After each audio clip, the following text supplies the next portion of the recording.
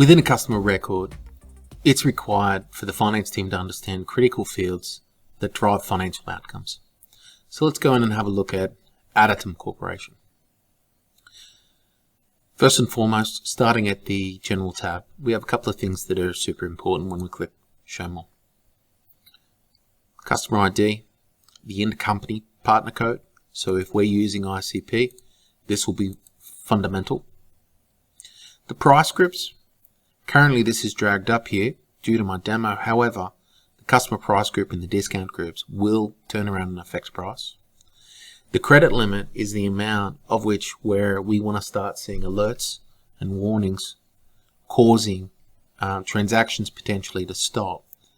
Workflows may turn around and trigger off this amount. So if we have a $5,000 credit limit here, currently they trade within that limit, but if they exceed it, your implementation may decide that invoices will then require to be sent for approval. So we go down further, your taxation, so relevant posting groups that flow through your invoicing tab. This determines really at the end of the day and mixes with the general product posting group, which will determine where transactions with the customer will go to on the chart of accounts. We have your tax details. Under payments, payment terms, if we press Show More, I'm a big fan of not just putting the payment terms, but also putting the cash for the payment term. So if they pay early, write down that they pay early. If they pay late, document that they pay late. Put them on 60-day terms. And at least you know from a cash flow perspective that we're not relying on that as a payment. A couple of things here that will be interesting. The reminder terms code. If we're using reminders, what are we using? And how often will the reminders be sent in which levels? Okay. You've got statements and sending of statements.